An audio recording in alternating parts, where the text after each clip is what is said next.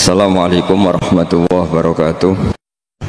Nah, ketika Fatihah itu sebegitu keramatnya, sebegitu topnya, itu setan rapat, singkat cerita itu yang tadi dipimpin oleh iblis yang sedang terkapar apa? Terus kali obatnya nggak ada, cuma dia shock karena ada surat yang turun yang melafatkan itu pasti selamat dari apa? Neraka. Nah, ini gimana saran Anda? Sarannya adalah bikin orang-orang itu lupa, tidak baca Fatihah.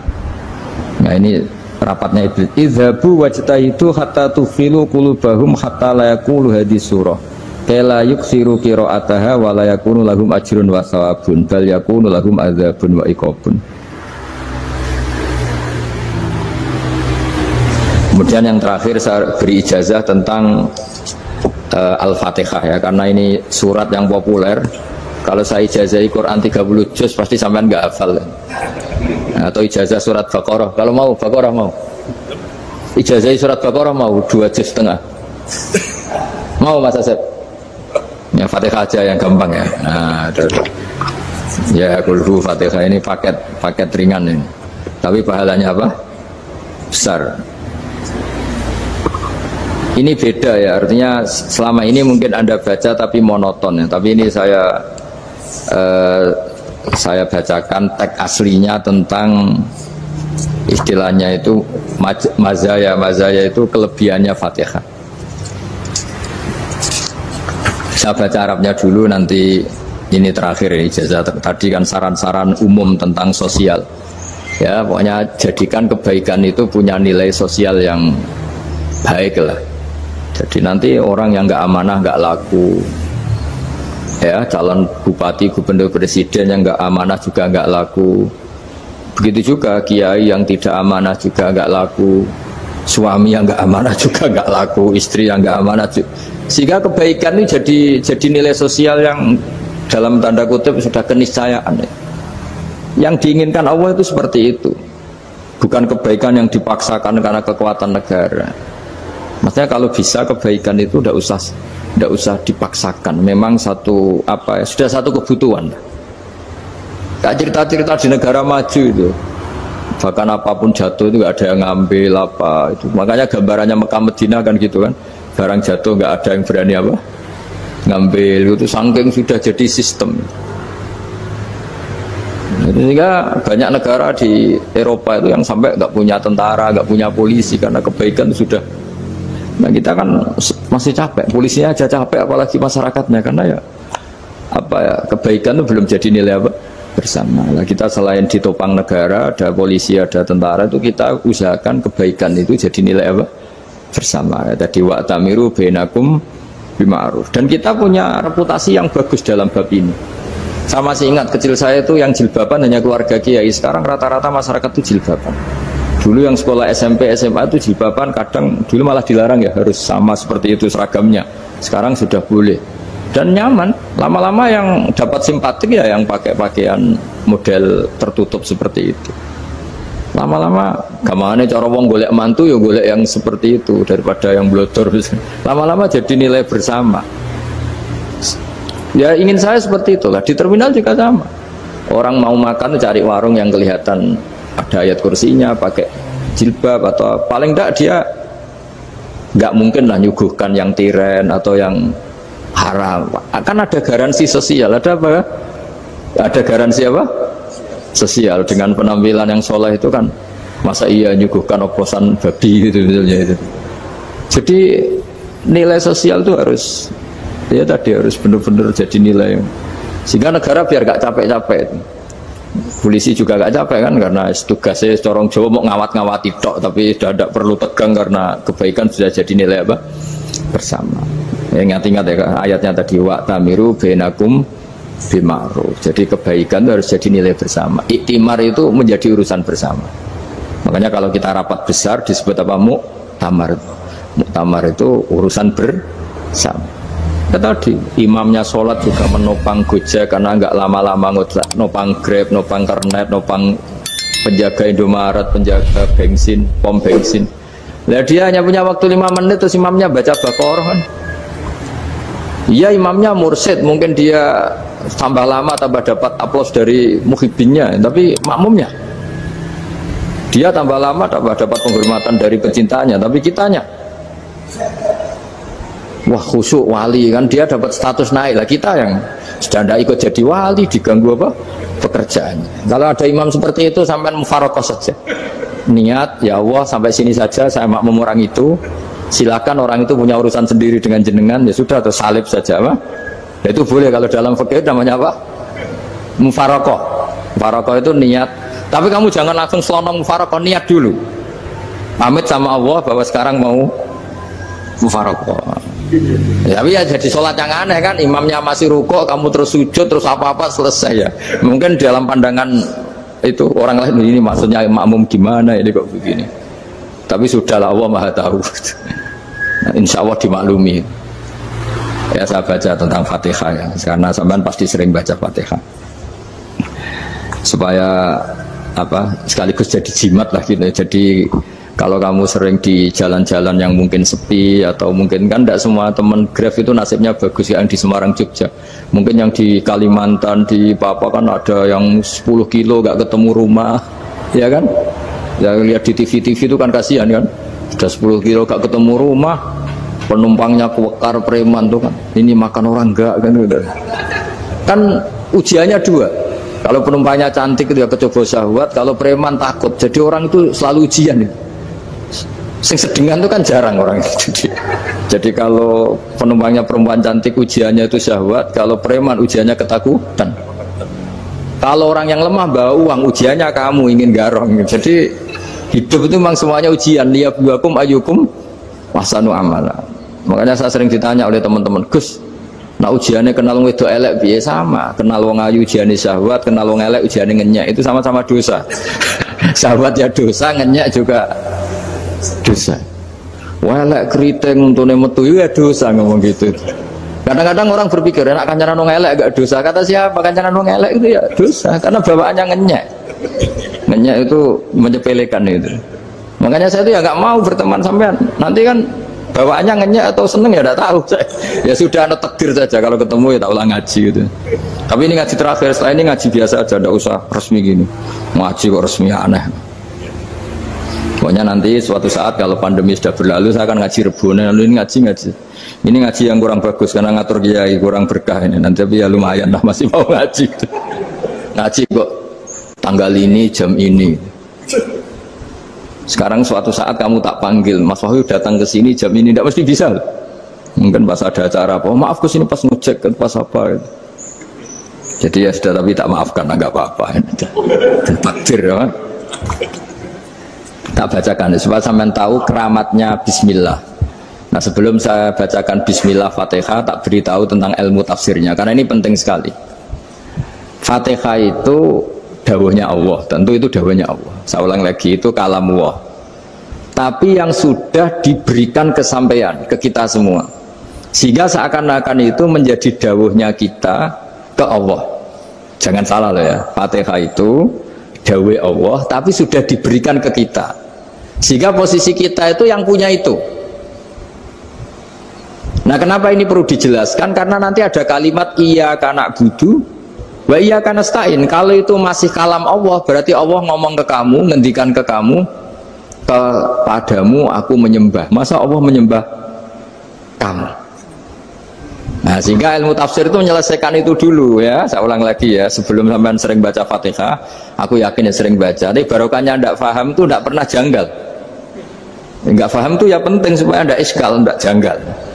Sebetulnya di kalimat itu ada yang janggal. Kalau Fatihah itu kalimatnya Allah atau kalam Allah, bagaimana dengan kata-kata iyyaka na'budu? Masa Allah ngendikan ke kita, kepadamu kami menyembah?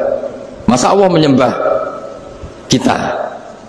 Maka penyelesaiannya secara ilmu tafsir gimana? Semua ulama mengatakan, bukan satu dua, semuanya mengatakan di Fatihah itu semuanya diberi kawalan kalimat. Saya ulang lagi ya, di Fatihah itu semuanya diberi awalan kalimat qulu, katakan wahai hambaku begini. Ya, katakan wahai hambaku begini. Nah, begini ini pelajaran dari Allah yang sudah diberikan ke kita. Terus kita mengatakan bismillahirrahmanirrahim, alhamdulillahirabbil, termasuk kita mengatakan iyyaka na'budu wa iyyaka nasta'in. Jangan bayangkan Allah ngendikan ke kita. Kalau Allah ngendikan kita berarti gini, hei wahyu, ihdinas siratal mustaqim, tunjukkan saya jalan yang benar. Nah nanti kamu terus, ya Allah, Anda aja minta tolong saya minta tolong siapa kan? Jadi panjang kan? Ya, saya ulang lagi ya. Jadi itu di Ulumul Quran diterangkan gimana? Sebelum baca Fatihah, ya. Fatihah itu kalamullah, ngendikane Allah, tapi yang sudah diajarkan ke kita dan sudah milik kita, sehingga kalimat itu menjadi milik kita. Tapi ya kalamullah, tetap kalamullah, tapi sudah menjadi milik kita. Udah paham ya? Ya pinter nah. Ya, karena kalau tanpa penjelasan seperti ini, Anda akan iskal. Bagaimana Allah, iskal itu janggal. Bagaimana Allah mengatakan iya anak butuh? Kan jadi aneh kan? Ya, jadi tak jelaskan secara ilmiah ya. Jadi kata ulama-ulama tafsir, ayat-ayat Quran seperti ini sebetulnya dimulai dari qulu apa? Meskipun nggak dilafatkan. Itu kan sama dengan qul huwallahu ahad Muhammad, katakan kalau Tuhan itu satu. Ya namanya Quran itu kan kalam Allah, membina nabinya, membina umatnya. Makanya dikatakan atau enggak, di sini tersembunyi kata qulu, katakan. Ya. Jadi ya ibarat apa itu? Kamu ngajari anak kamu lah. Le, panggil jenengan bapak kulo. Itu maksudnya anak itu, kalimat itu kalimat kamu, tapi kamu ajarkan ke anak kamu. Terus anak kamu bilang, Pak jenengan bapak kulo. Nah ketika kamu mengatakan jenengan, bukan kamu mengatakan jenengan anakku, berarti anakmu itu bapakmu, kan lucu kan? Anak kamu ajari jenengan bapak kulo, kamu engkau bapak saya. Terus anak kamu mengulang jenengan atau kamu bapak saya. Berarti itu kalimat yang kamu ajarkan, tapi sekarang sudah milik anak kamu. Kalau itu kalimat kamu kan lucu, masa anak kamu bilang bapak. Nah itu seperti itu. Jadi ulama memberi solusi atau jawaban iya karena abudu. Iya itu sebelumnya ada kata-kata qulu, katakan wahai hambaku, hubungan kamu dengan saya adalah katakan iya karena abudu wa iya karena nasta'in. Terus hubungan kamu dengan saya katakan juga dalam doamu ihdinas siratal mustaqim. Jelas ya, jadi itu kalam Allah yang sudah milik kita karena diajarkan Allah untuk kita. Dong ya? Ya sudah dong ya, gak jelas ya. Tapi bagus, gak jelas itu bagus. Kalau kamu jelas gak jadi digrab, jadi gubernur. Min azimi fadliha kasratu asma'iha wa fadail ukhra. Ini cerita dramatisnya surat Al-Fatihah. Qala Abu Hurairah radhiyallahu anhu inna iblisa ranna khina unsitat Al-Fatihah.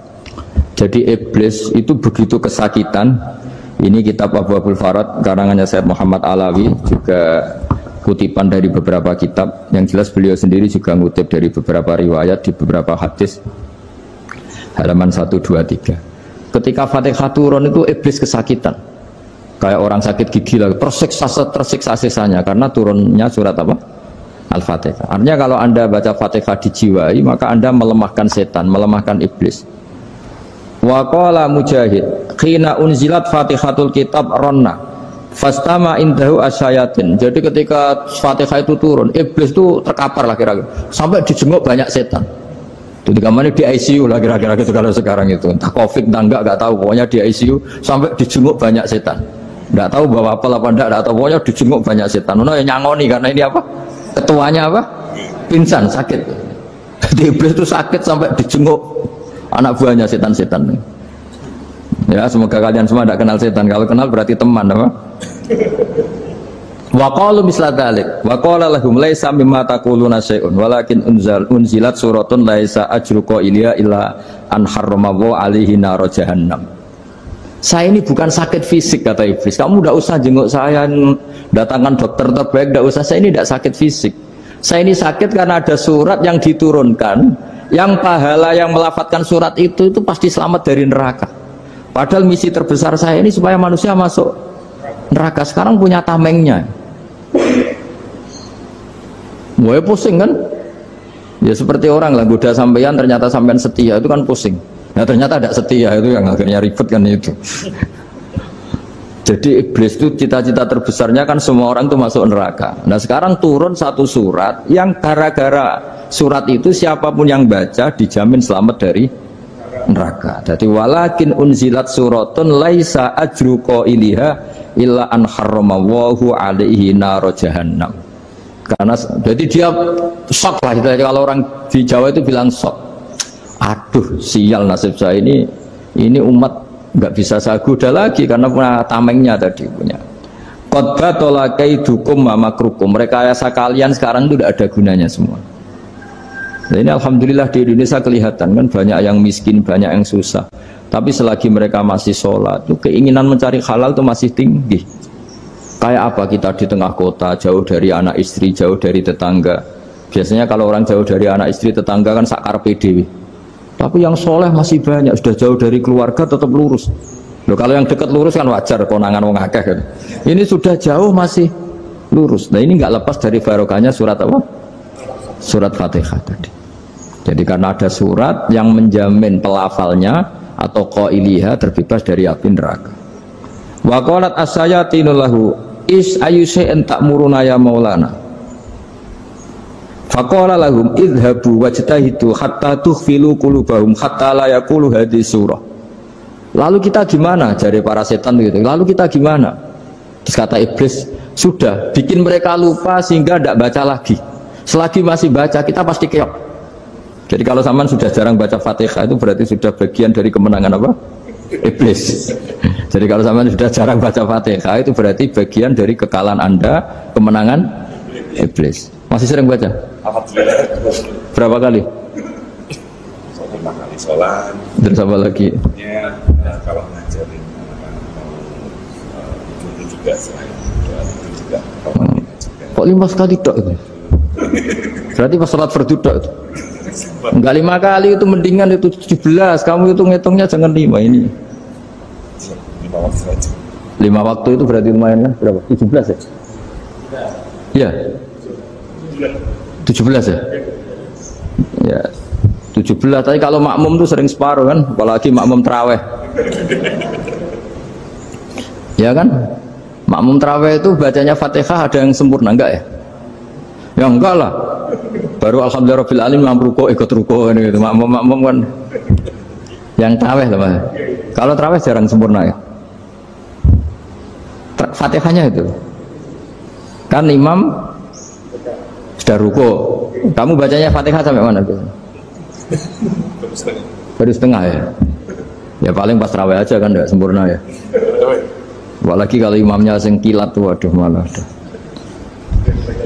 Nah ketika Fatihah itu sebegitu keramatnya, sebegitu topnya, itu setan rapat, singkat cerita itu yang tadi dipimpin oleh iblis yang sedang terkapar apa? Terus tali obatnya nggak ada, cuma dia shock karena ada surat yang turun yang melafatkan itu pasti selamat dari apa?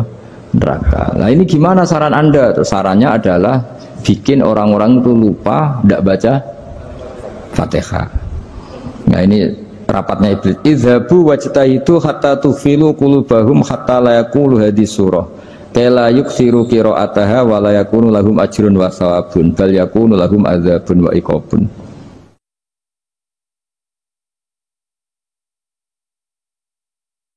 Jadi saya mohon selama ini Anda sudah baca, tapi mungkin hanya rutin saja. Kenapa rutin saja? Jadi barokahnya ngaji ini kamu punya kekuatan atau punya semangat membaca karena ini surat yang luar biasa. Ibarat gini, kalau sampean tanya, saya juga sering mikir, masa Gus hanya surat kok punya kekuatan seperti itu? Di dunia ini kata Allah, mulai Nabi Adam sampai kiamat, nggak ada yang bisa menandingi kekuatan kalimah. Kalimah itu kata-kata, nggak ada yang bisa menandingi kata-kata. Misalnya Anda nge-grab berangkat, istri cuek, berangkat cuek, itu beda dengan ketika meskipun satu kalimat, wes Pak muga-muga dilindungi pangeran, mungkin jenengan selamat, itu menjadi teduh dan semangatnya luar biasa karena kayak mendapat support.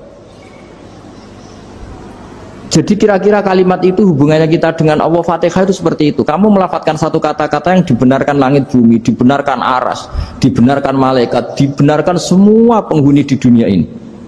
Sehingga tuh efeknya luar biasa. Itu seperti gini ya, kamu cerai sama istri, terus nikah lagi katut babon. 10 tahun anak kamu dididik, ibunya benci kamu. Dan memang Anda layak dibenci. Dididik. Dan sampai nggak pernah manggil kamu Pak. Suatu saat, kamu tentu rindu kan, ingin dipanggil Bapak oleh anak kamu. Suatu saat anak ini manggil kamu Pak E. Itu senengnya bukan main. Hanya sebuah kata-kata. Makanya kadang-kadang orang itu tanya sama kiai, ijazah lafadz ini gunanya apa sih? Itu ijazah-ijazah itu untaian kata-kata. Yang kata-kata ini dibenarkan langit dan bumi dan aras dan para malaikat, sehingga efeknya itu luar. Nah ibarat seperti itulah, kamu melafadzkan Fatihah itu melafadzkan kata-kata yang dibenarkan Allah dan Rasul dan semua malaikat, semua penghuni langit. Maka ini efeknya pasti luar. Nah di sini lah orang-orang dulu itu tahu keramatnya itu, sehingga ketika melawan Belanda, melawan Jepang dulu itu kalimat-kalimat itu menjadi mantra yang luar biasa. Doa lah, doa yang luar biasa. Tapi di era modern karena orang sudah tidak ngerti itu, dianggap itu mantra, jimat, khurafat, bid'ah, waduh ribet menemal. Sebetulnya tidak seperti itu. Memang kata-kata ini kekuatannya luar biasa. Sama kesakitan hati kamu juga karena itu. Ngojek wangilan. Lha Pak di bojo kok kowe gagahe tok kere. Wah, iku seling terus mesti. Padahal kalimat itu kan tidak melukai secara fisik, tapi apa kerjanya sesuk saras-sarasen. Karena terus dengan pengadilan seperti itu kan, ngapain kerja demi perempuan yang seperti ini? Lagi-lagi kata-kata ini luar. Nah bayangkan kalau kata-kata itu adalah kalimat yang diajarkan Allah lewat Rasulnya, lewat malaikat Jibril. Kayak apa kekuatannya itu? Nah, kira-kira Fatihah itu gitu. Kalimat yang baik, kalimatan thayyibah diajarkan oleh Allah dan Rasul, kayak apa kira-kira kekuatannya? Pasti luar biasa. Wong support yang dikatakan istri kita, anak kita aja luar biasa, apalagi ini support yang diajarkan Allah dan Rasul. Ya makanya saya mohon kalau baca Fatihah, baca kalimat-kalimat thayyibah ketika sholat itu dijiwai. Ya misalnya Rabbana lakal hamdu mil'us samawati wa mil'ul ardi wa mil'u ma syi'ta min syai'im. Engkau zat yang layak dipuji, dan pujian ini memenuhi langit dan bumi. Karena kita tahu nggak ada sejengkal di alam raya ini kecuali di situ ada rahmat Allah. Misalnya kamu bisa lewat sampai rumah saya, kamu mungkin anggap biasa saja. Coba kalau ngalami likuifaksi, tahu-tahu bumi ini ambles, bisa ngelewati yang likuifaksi itu luar. Tanyakan orang pernah ngalami likuifaksi di Sulawesi, itu melihat bumi bisa diinjak gak ambles itu, wah luar. Nah, sama nggak ngalami itu sehingga lewat bumi ya biasa aja. Coba kalau ngalami seperti tidur, ya biasa aja. Coba kalau ada gempa, bahwa bumi tenang ini sudah nikmat yang luar biasa. Masa kamu ngakui nikmat nunggu digituin? Ya kan? Nah, makanya baca Fatihah dijiwai lah, bahwa ini kalimat yang luar biasa. Nah, saya teruskan.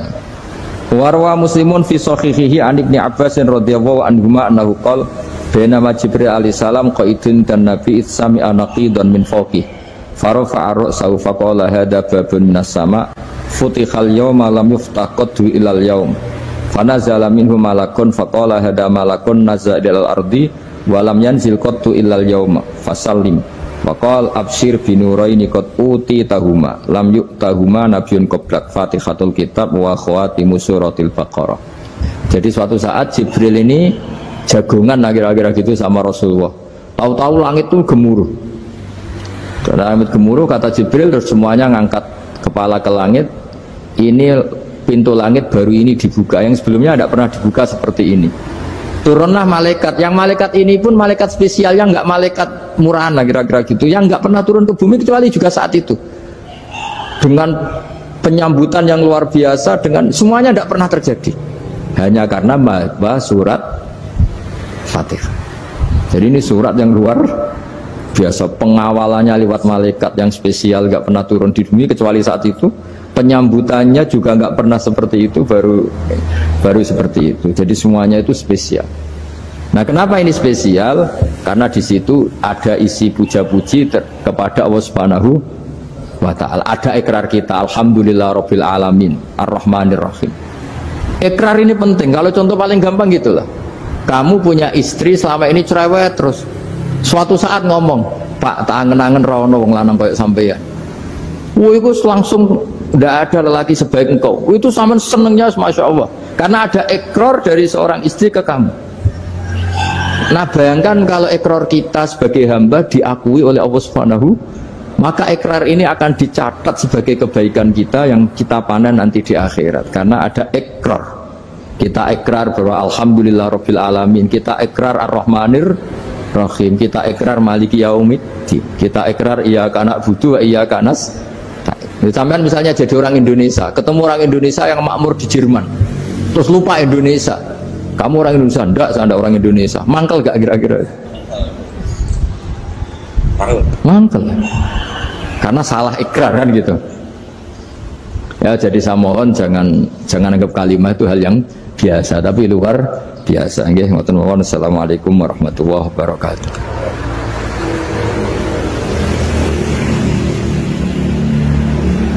Saya berkali-kali kampanye di mana-mana lah, kampanye dan menganjurkan. Di antara catatan dalam Suhufi Ibrahim wa Musa kan ada kan di Quran itu yang dinamakan lampiran-lampiran wasiatnya Nabi Ibrahim dan Nabi apa? Musa. Itu diantara catatannya begini, orang yang punya akal itu adalah orang yang bisa menikmati sesuatu yang baik. Misalnya gini, contoh gampang gini, kamu punya anak pertama atau punya anak yang masih kecil, itu gendong tuh senangnya bukan main, melihat anak sehat tuh senangnya bukan main. Mungkin saat itu banyak orang yang sedang maksiat dengan perempuan nakal atau dengan teman-teman nakalnya, yang nganggap seperti itu tidak nikmat. Tapi andekan ini ditimbang ya ditimbang.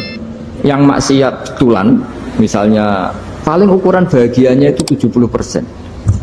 Tapi yang ini, yang nimang anak baru lahir atau masih kecil, corong Jawa ngeloni anak, bisa saja bahagianya itu sampai 100%.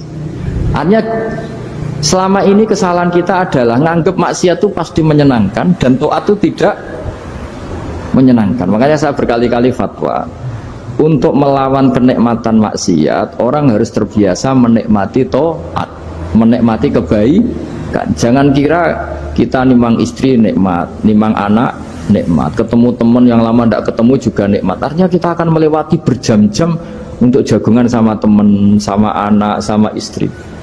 Dan itu harus kamu nikmati supaya mengganti tidak berkebutuhan nikmat yang lewat jalur maksiat. Jadi saya mohon sarana-sarana yang menyenangkan itu, yang taat itu kita maksimalkan. Makanya bapak saya tuh sering pesen, kowe nak ngaji sing guyon, sing seneng. Nganti wong maksiat tuh karena cari kesenangan.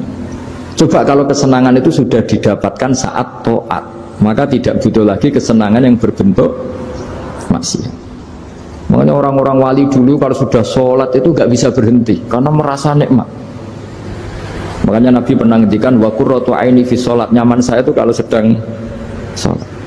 Cara fikih kue wajib maca bismillah, cara hukum tauhid. Karena tadi kalau kita tidak baca bismillah, jangan-jangan kita meyakini mangan itu mesti wareg, nak ngombe mesti seger. Padahal kata mesti iki sing dadekno sire, karena seakan-akan makan itu punya kekuatan yang luar biasa.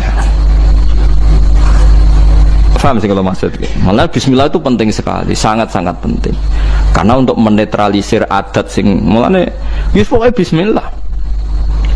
Mulane bismillah dari ulama sing pun usul kan Bismillahirrahmanirrahim, kabeh maknane Quran disimpen Fatihah, Fatihah disimpen ning bismillah.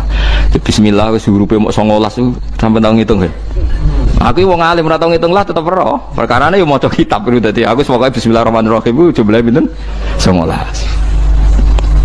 19 itu disimpen ning bak. Wis 19 karek sithik disimpen ning bak. Kabeh ulama nyingkat bak iku bi kana makana wa bi yakunu mayakun. Bi sebab kekuasaan ingsun Allah kana makana yang ada menjadi ada, wa bi yakunu mayakun dan karena saya saja yang akan ada menjadi ada. Jadi anak putune Ruhin ya saiki dalam skenario ne Allah. Mbah-mbah Ruhin sing dipilih iku ya dalam skenario Tuhan. Dibika nama kana wa biyakunu mayakun. Lane kula suwun mbah pas mangan pas turu. Nak lali yo dibaleni ning tengah. Jare Rasulullah bismillahi awalahu wa akhirah. Jadi misalnya tengah-tengah mangan lagi eling, atau tengah-tengah jima, tengah-tengah opo lah pokoknya sing iki kon maca. Ini penting karena tadi kenapa terus setan muta-muta tadi sebenarnya setan ini ya seperti kita kan biasa jenenge wong ra di dhuwit ya ora iso ayem wong nak ramangan ya lesu mosok ape mangan donga kita kan sudah dengan entengnya ngomong gitu mosok wong mangan donga jenenge wiridan tok ya lesu nak ramangan kita ini sebagai muslim biasa ngomong gitu kan lucu kan di saat yang sama kamu yakin Allah punya makhluk yang jenenge malaikat tanpa makan bisa hidup. Lalu kalau ada protes, tapi kan menuso, kesiku malaikat. Lu bedanya apa dalam mata Tuhan? Dalam pandangan Tuhan? Malaikat ya tidak berkutik. Malaikat itu siapa tuh? Makhluk kan? Bisanya gitu juga karena kekuasaan Allah. Menuso bisanya gini juga karena kekuasaan Allah. Tidak ada bedanya. Mana malaikat ya wiridan kebanggaan ya Bismillah kita ya nopo? Bismillah. Itu disebut Bismillahirrahmanirrahim. Nah tapi kita mau coba Bismillah itu juarang. Foto mangan wis ngomongane rugen barang mangan wis ketok iwak pituk. Wah enak iki cocok sing ngono tok. Kok iku langgananku warung iki cocok nak masak ngene. Iya cocok meneh ra bayar.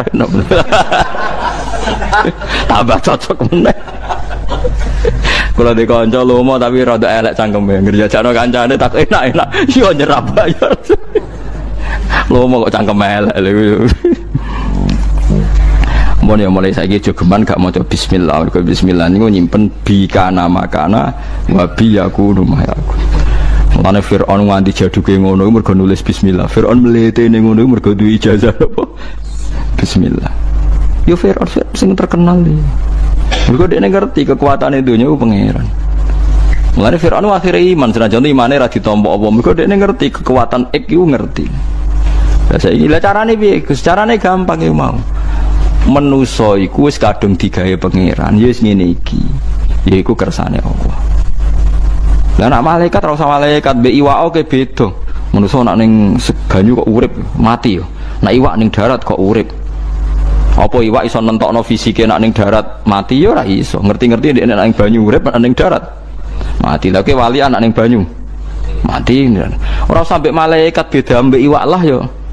Padha ora roh iwak ngalami ngono ya ora roh, kowe ngalami ngene iki ya ora roh, ngerti-ngerti berhubung terus dielem karena manusia bernafas dengan insan ngene-ngene. Nak iwak manusia bernafas mbek paru-paru, nak iwak ambek insan sing gawe paru-paru ya sapa sing gawe insan ya sapa mana wong alim mbok terangno ya sok wae nerangno pangeran. Jadi nak cara wong-wong sing wis usul mbek apa wis pokoke wis ngono iku pangeran. Tapi zaman saiki muni-muni pangeran ku jare gak ilmiah. Ilmiah semuri karena dengan paru-paru ayo repot kok sing bener ilmiah sing goblok ilmiah lah akhirnya sing goblok ku dokter sing bener kiai desa ayo repot to. Sabar soalnya zaman akhir itu kula cara pantes tak ketokno tenan keramatku tapi wong kok nuruti nafsu ya perkara ini ngoten niku. Jadi eling-eling ya terus kula suwun tak latih iman cara Quran kan eling-eling awalan apa marra nggih eling-eling ansyaha awala marra. Dadi anggere ana wong kan iku ceritane tiyang kafir teko nang Kanjeng Nabi beto balung sing sudah membiru terus diremes-remes terus disawara wajahe Nabi mat mosok wis dadi balung kaya ngene tangi meneh iku ora akal-akalan memet iku ora masuk akal. Paham nggih? Faidha huwa khosimum mubin. Jadi manusia itu tukang poro padu. Mergo pikirane wis ajur ngene ra mungkin dadi manusia meneh. Kanjeng Nabi dielingno pangeran kon nerangno ning umat-umat nak Allah iku kuwasa gawe sing sepadane iku. Awale salladzi khalaqas samawati wal arda biqadirin ala ayakhluqa napa mislahu. Mosok zat sing iso gawe langit bumi ngono detaile ngono gedene trimo balekno wong mati ra iso. Terus kon muni bala. Bala kuwi sakjane omongane kita jawab napa bala. Malane sakjane nak wakaf ki awale salladzi khalaqas samawati wal arda biqadirin ala ayakhluqa mislahu niku wakaf. Terus bala maknanya kita bilang nopo bala. Asane iki ilmu ngeten iki pun mati. Ora mati piye sing NU sing biasa wiridan ngono nak mbok waca ping sakmene iku rezekimu jembar. Waca sakmene tolak santet, tolak bala. Dadi sing gedeng darani bid'ah, sing maca jebule mok tolak bala. Akhire wong alim kados kula tersingkir kan. Gak duwe fun kan. Untung ono wong bingung-bingung kok sampean ngaji ngene gitu. Lumayan go kegiatan nerangno. Asline kula ya santai. Muatekno wong tenan wis. Apa meneh wiridan Yasin ping 41 wis masyhur tenan. Keramat tenan jeneng wong sing maca Yasin piro? 41. Kalau wae kudu kalah keramat wis sing maca 41. Kalau di konco wiridane Yasin 41 niku hari terakhir ini berapa tahun maca iku. Niku langsung lawange kebuka iso mlaku tok wali songo. Fi saatin wahidah saat itu juga. Ramatan, saya suka. Ya baru kayak wiridan sudah masih. Tapi sering kalau tantang, gue ngeremel TB aku tak beredel keramatan. Umur kok aku kurang ajar dan aku ulama sing nerangno maknane Quran mbok saingi mbok wiridan 41 terus dadi dhuwit. Ya sempat pede. Lah jajal pede. Lah yo nak wani jajal. Mikir nek sesuai. Ketok kalah kula Gus mboten-mboten. Wadah sak wancam tenan dan macam-macam beredel tenan. Quran turun ra kanggo ngene iku. Andai kan surah Yasin menjelma, nggih menjelma dados iso diskusi mesti mihak kula lah.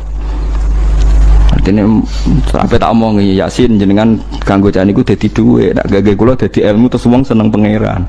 Nah ono bener kowe mesti ngoten kula keyakinan kula ngoten. Mulane kula niku dadi mergo kula sing iso nerangno ansyaha awala marra. Dadi wong kon eling awalan apa marra. Ya mun nang ngandel kula. Kula bolak-balik nerangno nek sampean ora iso diterangno api-apian ya tak terangno elek-elekan. Ya elek-elekan kula nerangno ngaji teng pundi-pundi kula mboten bosen ngeling-elingno. Wong nak roh pupune wong wedok utawa roh susune iku syahwat. Oke, misalnya iki sahabat. Tapi nak wong alim kados kula ngerti, ya sesuai awal marroe. Misalnya Ruhin mbak bedigasan ngene, roh pupune wong Afrika udah sak susune ketok ke syahwat ta ora? Gak syahwat. Mergo awal marroh Ruhin didesain iku desaine organ-organe sarape ora iso syahwat wong Afrika. Saiki nek ngono syahwate krana roh susu apa krana awal marroh? Krana awal marroh. Buktine padahal ada kaidah jenenge wong lanang roh susune wedok mesti syahwat. Saiki Ruhin dudono susune wong Afrika. Sahabat ora kena sahabat yo parah berarti.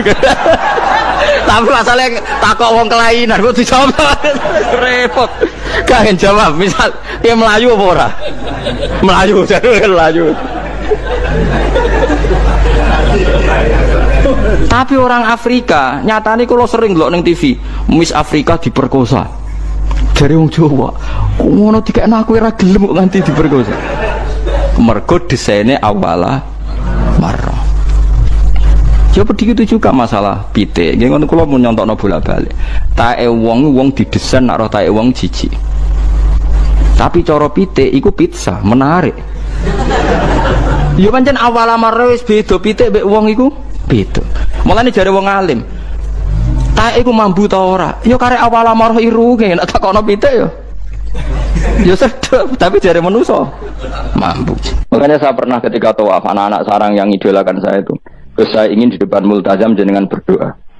Saya ngamini karena doa jenengan mustajab. Mohon ngaji sik, nak ngaji kok tak dongakno, nek eling nak ora ya wis.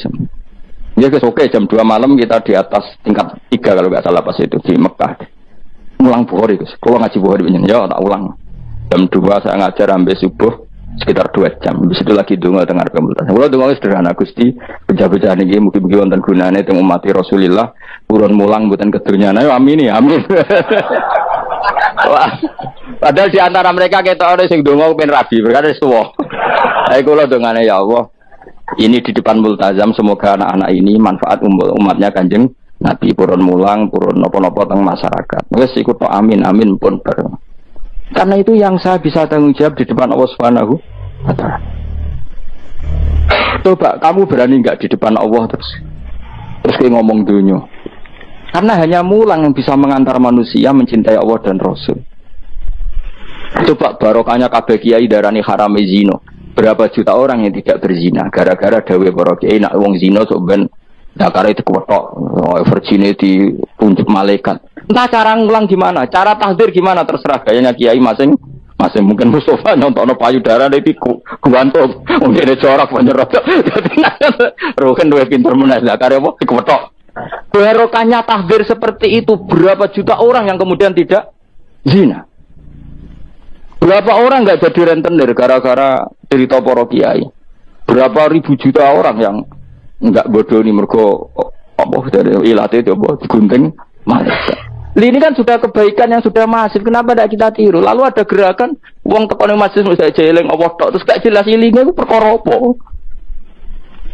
Kalau itu selingan nggak apa-apa Kang, ya 1 jam, setengah jam. Liane itu ya tetap dibelajarkan halal. Tapi kalau mereka bilang, lah tapi kalau buatan sakit dia nyewa kan orang nganggur-nganggur ruhin Mustafa kan iso disokon mulang mabadik fikih. Ojo nyewa aku wis gede larang. Ini kan murah 200.000, 300. Lho kula ra narep lah wong kan wis rawani nyangoni sithik. Dari bangun resiko gak seneng gede. Wis salami templek kadung ra pantes. Salami sithik lho kadung gak pantes. Mana jane kiai ngundang kiai cilik kiai gede ku resiko. Misalnya mulang fikih ngongkon aku, wong wis sepakat. Nah, kowe kan sangon di 200 kan pantes kan ya? Kowe piro, Mas?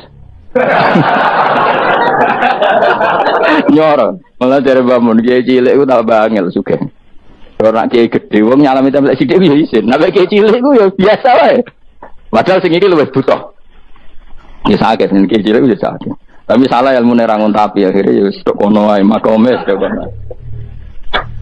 Ya saya ulang lagi ya. Makanya kritik kita pada sufi itu bukan karena kita benci orang sufi enggak. Kecuali mereka mau belajar fikih. Dulu itu biasa ulama top sufi ngaji kiai fikih itu biasa. Kiai fikihnya ngaji ulama. Dulu Imam Syafi'i sehebat itu kamu kira enggak ngaji tasawuf? Ya ngaji ya biasa sama teman-temannya tasawuf kecil-kecilokan. Sama tak cerita Imam Syafi'i itu punya teman dekatnya Mas Syaiban Ar-Ra'i. Itu enggak kecil-kecilokan fikih lucu. Ya rasa tersinggung sebagai partai fikih ya rasa tersinggung biasa we. Imam Syafi'i itu sering dolan ngene Syaiban Ar-Ra'i. Dia ulama sufi. Sampai muridnya gremeng, misal katas al-hadal badi. Sak jenengan takok wong desa ben. Dari Imam Syafi'i ben. Takok aneh kan. Mata qulu fi zakat. Zakat cara kowe piye? Dan Habib Umar Hafid itu suka mengutip perdebatan Imam Syafi'i, dialog Imam Syafi'i dan Syaiban Ar-Ra'i. Saya juga suka karena saya sering lihat itu di Ihya di beberapa kitab ada. Mata qulu fi zakat. Zakat menurut kamu gimana? Ala madzhabi atau ala madzhabi? Menurut madzhabku apa madzhabmu? Dari Imam Syafi'i. Ya cara madzhab apa? Madzhabku wis roh dhewe, lha apa tak kok kowe? Ya rada cangkem elek tapi lucu, Duren. Ada orang aku ya zakat itu wajib kanggo sapa wae, cek kere, cek suka ya kabeh wajib zakat. Terus aturannya pangeran piye? Mosok wong kere wajib zakat. Ya apa melarat mesti dunyane halal. Ya iya sih, tapi yo mosok wajibna zakat. Ya bener jare takok. Nah cara aku sebenarnya ono bener, saiki aku takok. Wong melarat iku dunyane mesti halal to. Saiki misale ono lapangan ning desa terus ono dangdutan mbok pengajian mbok hol. Mbok tuku rafiat tok. Terus digo parkir, lapangane sapa iki? Aku takok. Lapangane sapa? Sak desa kan? Modene tuku rafiat terus koyo berhak sing entuk dhuwit kok parkiran. Lah nek dene alasane lho aku fakir, apa fakir sak desa kowe tok? Mestine kullu fakirin fitil qaryah untuk saham. Ya ora. Soal dekne sing kerja untuk paling akeh lah mergo tuku apa? Tapi nganggo lapangan tanpa pamit sak desa terus koyo paling kuwasa. Hasilnya piye dijalken? Misale kowe Malioboro ana lapangan utawa apa? Alun-alun utara selatan. Terus kowe mau modal tuku rafia mbok go parkir. Iku milkul amah apa milkuka? Jawab. Milkul amah berarti semua orang berhak. Paling sira berhak sandi mbek Pak Jokowi mergo sugih. Terus hasilnya mbok bagi wong melarat sak desa apa mbok petok? Jawab, tak usah isin biasa wae. Lah iku hasil sangka harta bersama apa sangka donyam dhewe? Ayo jawab. Kok terus kok mulai dari apa nak wong melarat donyane mesti pemenah wong melarat engkek tukang gasap. Misalnya Ruhin dadi kondektur bis. Sing numpak kanca jalalen itu separuh digratisi gak mbek Ruhin kira-kira. Digratisi. Bise sapa jajal. Engkek. Ya ora. Mboten kok sambayar santai mawon, santai biyahmu. Utawa melarat supir Ruhin nggawa rentalan mobile wong. Terus aku belum, aku sadar ana santai. Iku gasap to ora. Wong ra melok duwe kok nyilai. Wong melarat dosane ya, kemle jare saya penerok cara pendapat kula napa pendapate jenengan? Ya cara pendapat temen pendapat kok wis roh. Wong melarat lah wajib zakat. Ya iku jenenge wong sufi. Wong sufi sing roh fikih. Dari Imam Syafi'i sakjane sufi yo ngene iki, sufi waras iki maksudnya wong sufi tapi roh fikih. Jadi misalnya kayak melarat terjumatan kok wudu mikir iki banyune sapa? Sing bayar listrik sapa? Urun 2.000 buat 3.000. Paling enggak ya maka itu ya urun. Ora tambah sufi tambah juga alasan melarat. Oh, kewajiban suge-suge melarat bagian ngerusak wae. Bareng kerane putung nggak ngerti dakok ngono wae. Kondo panitia masjid, Pak, kerane rusak, Pak. Semare wong suge do masjid, mulane masjid rusak. Mergo melarat lah ya medhit. Lo melarat yo akeh dosane masa melarat. Saya contoh gampang ngelola parkir aja coba. Itu lapangannya siapa? Lapangan umum apa edek nih? Kok iso terus wae edek nih mau urun apa coba? Rafia gini. Rafia udah hasilnya. Rafia gak rusak gulung ya. 10.000. Ya, 5.000. Untuk ya kan, sewengi misalnya ada dangdutan. Untuk berapa mus? Untuk nak berapa? 500.000 untuk. Angsal. Terus duit 500.000 songko mentasarufkan lapangan. Itu edene tahu saat itu. Tapi sama ini sudah berjalan tak anggap baik. Nang terus yang melarat do demo. Dari ngaji nih Gus Baik dibagi ya mari fitnah. Ya aku mau aku jadi tahu ben roh dosane ngono. Kok dadi gerakan apa? Wah mari fitnah kok chaos Indonesia. Maksudnya ben ngerti hukumnya pangeran apa? Paling gak gelem istighfar napa? Gelem napa?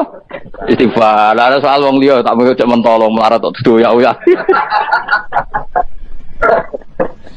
Maksudnya kalau dari Imam Syafi'i ya sakjane hukum ngono, tapi kan terus lucu.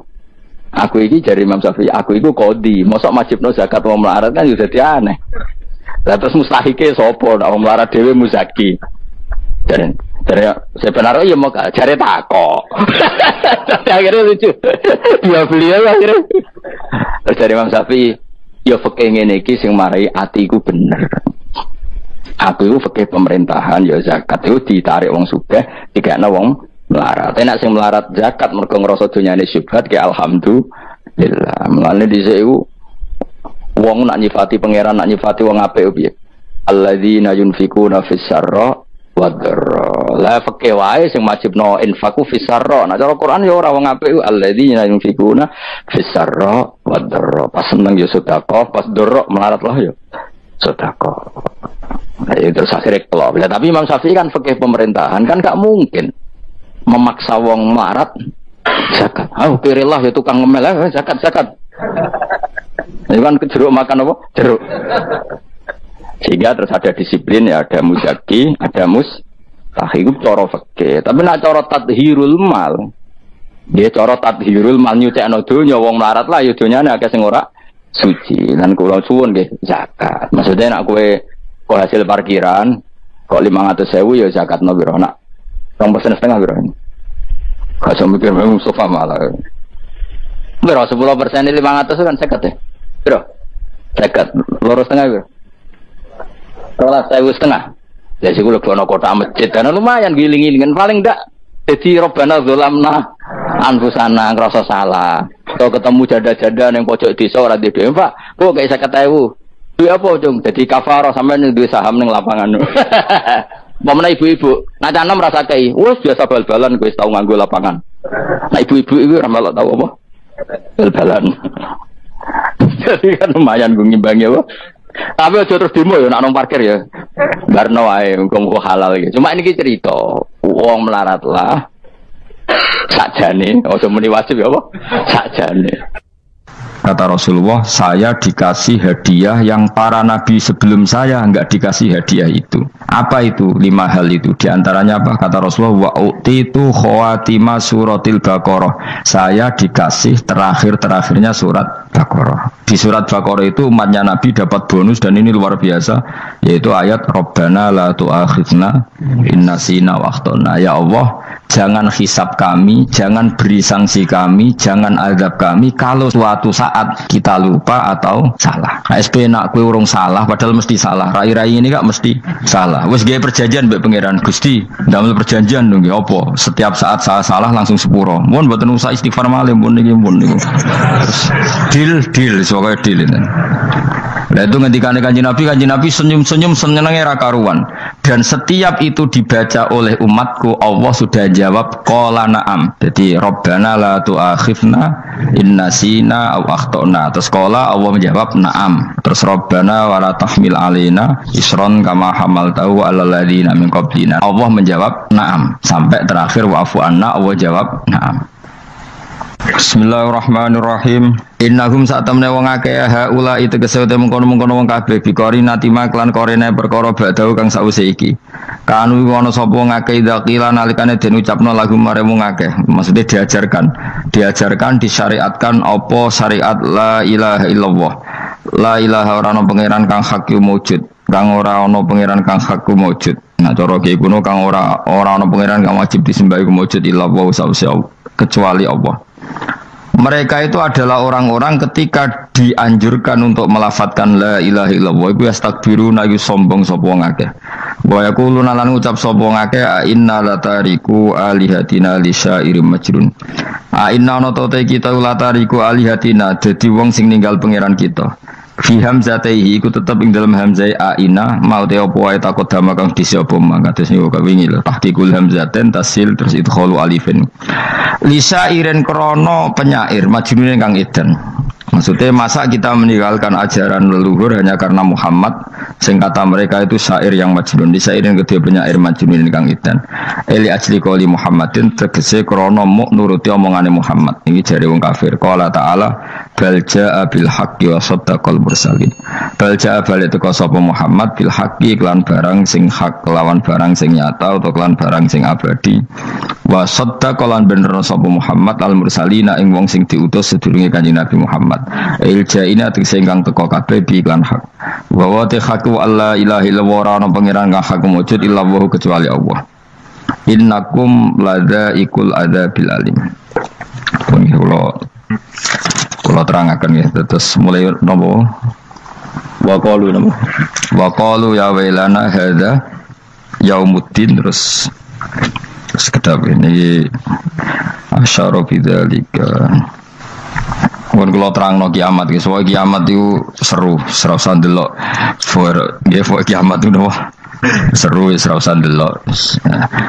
Anjing ben kiamat itu semua orang dihisab, termasuk sampean-sampean barang dihisab. Pertama sing dijaga jelas salat. Jadi kalau masalah ibadah mahdhu itu salat, nah masalah sosial itu asal tidak saling bunuh. Terus kalau terangkan ya, terus ngendikane Rasulullah sallallahu alaihi wasallam ngendikane la yazalul mar'u fi fushatin min dini malam yusib daman haroman. Bapak malih ya. La yazalul mar'u fi fushatin min dini malam yusib daman haroman. Seseorang itu boleh serilek-rileknya dalam beragama asal dia tidak punya masa lalu mengalirkan darah yang terhormat. Damane cara Jawa ora tau mateni wong, ora tau mateni wong, ora tau mateni wong mukmin utawa ora oleh mateni wong sing muahad atau mustaman. Ya ada aturannya lah. Jadi kalau sampean urip ora tau mateni wong iku wis cara beragama iku rileks karena fifus satin minti ini. Nah tentu mateni itu ada banyak sebab, diantaranya fatwa yang ekstrim sehingga ulama dulu itu senang guyon sampai keterusan saiki. Jadi kabeh wong alim khase sering guyon karena memang menghindari omongan penting. Kenapa? Karena sekali omongan penting ini kadang yu'addi ilal fatwa bitaqatul. Takutnya fatwa itu ekstrim kemudian saling apa? Saling bunuh. Sehingga masyhur itu ada pepatah bahwa statement ulama atau qalamul ulama, penanya ulama itu ahaddu minas sayf, lebih tajam ketimbang apa? Pedang, karena bisa menimbulkan macam-macam. Sehingga dulu banyak ulama kalau bab jinayat itu sudah tidak mau baca bab jinayat. Jinayat itu karena ya takutnya fatwanya itu ekstrim. Ada beda zaman Nabi itu kan enak ya. Sehingga Nabi mesti bener ya. Musuhnya Abu Jahal CS mesti salah ya. Tukaran saiki wis gak seru. Tukaran mbek kowe repot. Masya aku musuh sampean ini soalnya bener sampean. Wong ora tau urip ora tau seneng mbok musuhi ku piye ngono dadi. Kan gak penak. Ya misalnya kiai itu kan mbek santri, wong mesti kan normalnya bela kiai ini mergo luwih alim luwih bener. Tapi kan cara pandang lha iya sing bener kok mau ngalah kan. Iso wae sing disalahno pangeran iku sing Saiki wong tua tukaran mbek anak, kira-kira wong nyalahno sapa? Nyalahno wong tuane apa anake? Cara kowe dadi hakim. Wong tua kok wani anak, kualat ngono yo ya lucu. Dene kan anak kok wani wong. Tapi wong tua kok wani anak, wong tua model opo? Terus anak wani wong tua ya anak model opo? Ya model milenial, model. Tapi potensinya itu sama-sama salah. Sehingga ulama itu mulai dulu itu menghindari ngendikan penting itu menghindari karena ya tadi takut fatwa itu. Saya ulang lagi ya, jadi seseorang itu selonggar-longgarnya dalam beragama asal tidak pernah membunuh, tidak memburu darah yang seharusnya tidak terbunuh. Terus kalau masalah ibadah itu Allah ngambilnya sholat. Awwalu ma yuhasabu bil mar'u napa? As-sholat. Pertama yang dihisab itu sholat. Jika sholatnya lolos, maka hisab yang lainnya napa? Ringan. Jempol ngoten. Terus ada hisab-hisab yang iku lawaca mungkin sampean iso ngantisipasi hisab. Jadi la tazulu qadama Adam atau qadama ibni Adam yaumal qiyamah hatta yus'ala an arba'in.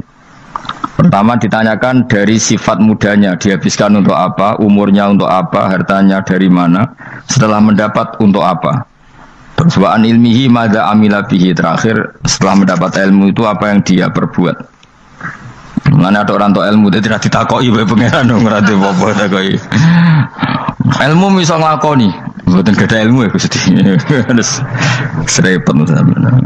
Dunya mboten gadah dunya. Lha apa ning dunya nggih ngentosi mati sing pun niku aman napa? Sebab itu orang fakir itu masuk surga lebih cepat timbang orang kaya kacek pinten 500 tahun ketakoki. Dia apa mboten gadah napa-napa. So ngaji mboten. Jadi gak perlu pertanggungjawaban mereka nopo sekacau kan. Nah sementing kalau terang ngeten ya, ini penting rungokno.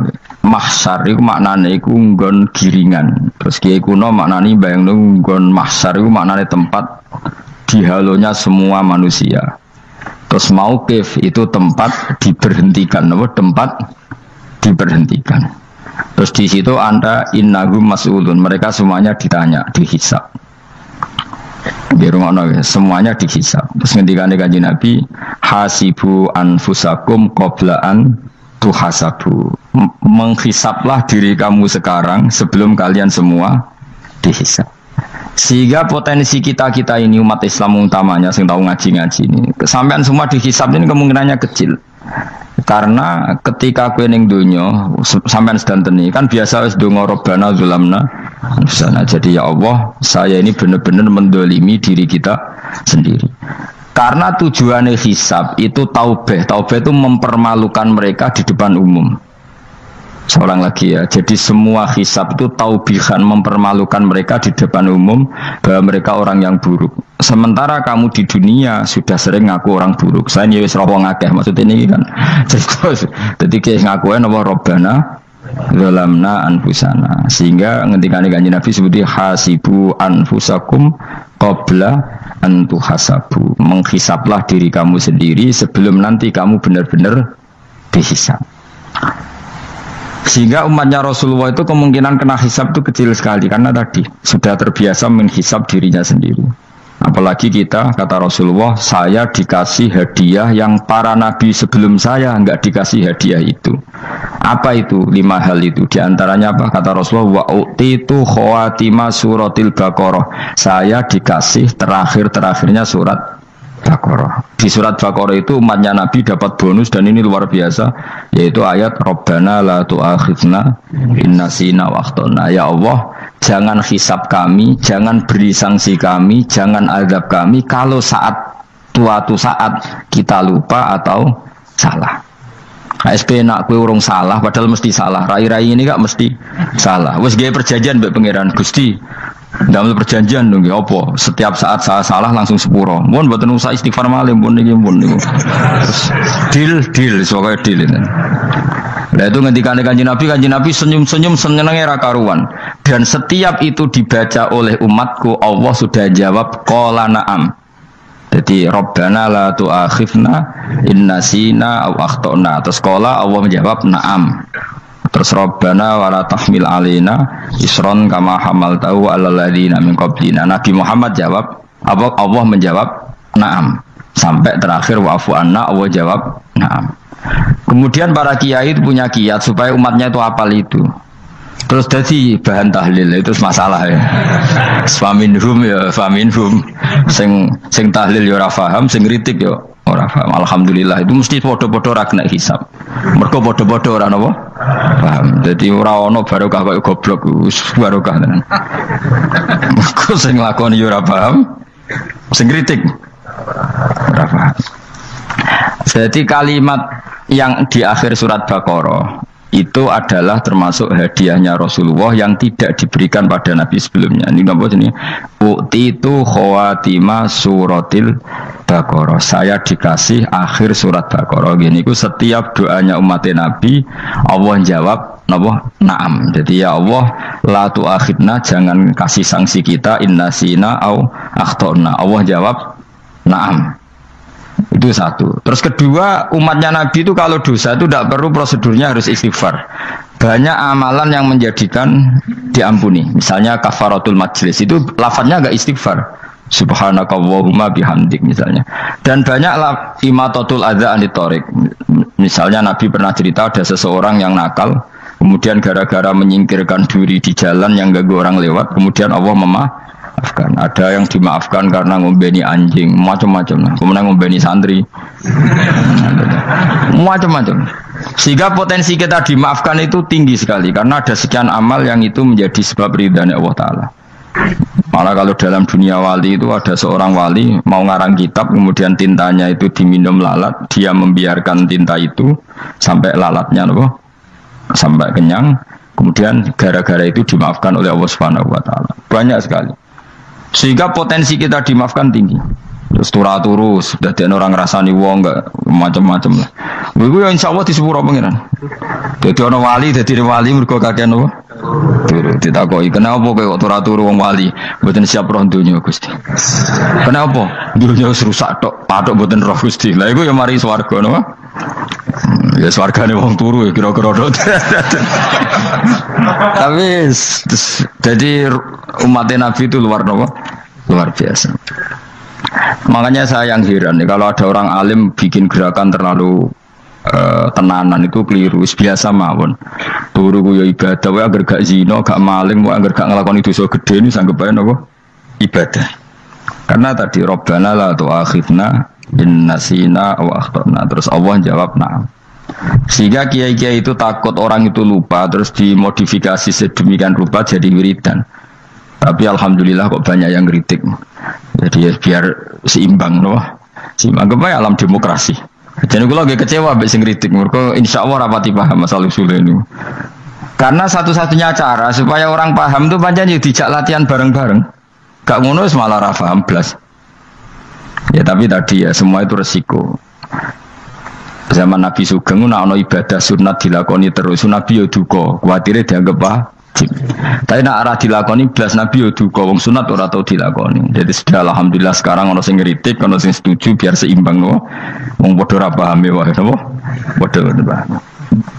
Padahal makna ayat itu luar biasa. Rabbana la tu'akhizna in nasina wa akhtana. Terus kedua, Rabbana wala tahmil alaina isron kama hamaltahu alal ladzina min qablina. Ya Allah, jangan beri beban kami sebagaimana Engkau memberi beban kepada orang sebelum kami. Dulu itu kalau ada orang yang salah, itu harus dibunuh oleh orang yang tidak salah. Liyaqtulal bari'u minkum al-mujrima. Supaya yang tidak salah membunuh yang salah. Sehingga ketika umatnya Nabi Musa menyembah anak sapi, ijel itu, apa kata Allah?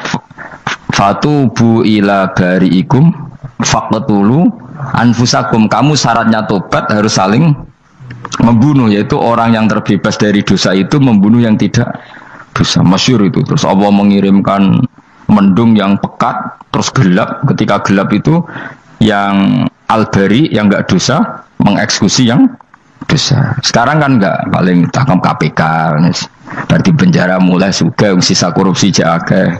Jadi penak lah pokoknya zaman akhir itu penak. Pemenang KPK ini mulai disoal, jadi aman lah.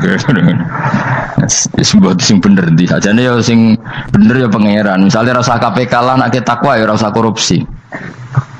Kalau KPK dilemahkan nanti yang korupsi marah. Lah masih orang KPK lah nak wedi pangeran kan ya aman karena korupsi. Iku aneh-aneh wae. Kowe ku wong mukmin kok bakas ngono. Wis penting iku nak kowe wedi pangeran kan ra usah polisi, ra usah KPK wis tetep ra usah dosa wong wedine mbek pangeran. Nah, kecuali ra usah pangeran ateis, lha iku masalah. Ya, tapi kan omongan ini gak populer, padahal bener. Nah, aneh. Jadi karena pemimpin ini terbebas korupsi, nak ono KPK, urip makmur, nak ono menteri kemakmuran. Pokoknya kuabe gue mbok gantungno pejabat negara. Mengenai tahu hitam jeblok, sak jeblok-jeblok. Misalnya rasa sejahtera, saya menteri sosial harusnya gini-gini. Ngono korupsi salah KPK. Ngono ono ra keamanan salah polisi. Senengane nyalahno wong. Gue sekali-kali nganggo tauhid. Nah ono adab itu mergo dosa yang sudah kelewat. Ya tapi kan gak mungkin ngomong bernegara gitu. Tapi atas nama iman bahasa kita seperti itu. Kalau atas nama bernegara emang kita butuh polisi, butuh tentara, butuh KPK. Tapi atas nama iman ya tadi kalau kita diberi sanksi Allah itu rata-rata dari bima qaddamat yadaka itu pasti ada salah yang pernah Anda lakukan. Ya, tapi sudahlah di zaman sudah seperti ini. Sanut umumnya wong akeh. Kalau terang nomale masalah hisab ya. Hasibu anfusakum qabla an tuhasabu. Kamu menghisablah diri kamu sebelum kamu dihisab. Misalnya saya sebagai ulama, tentu hisab terberat saya itu kitmanul ilmi, menyembunyikan apa? Ilmu. Karena ilmu kalau disembunyikan tuh bahaya sekali. Bayangkan di alam fisik. Misalnya ada orang berkebutuhan pada kemaksiatan, terus di situ ditulis bar karaoke misalnya. Orang bisa ke sana karena ada tulisannya, ada WA-nya, ada alamatnya. Kemudian ketika Anda bisa Fathul Qorib, tidak ada tulisannya. Harusnya Anda juga nulis ahli Fathul Qorib, ahli Fathul Mu'in. Nah, atau ahli Jaljalut, tulis saja. Ahli Primbon. Enggak apa-apa, tulis saja. Penerus Ronggo Warsito, tulis saja. Zaman gendeng, nara melok gendeng, keduman, tulis saja. Tapi barokahnya tulisan itu kan orang bisa tahu. Makanya kenapa banyak orang sufi yang sudah menyembunyikan diri, warnanya nakal-nakal, karena dia disalahkan Allah, karena menyembunyikan ilmu.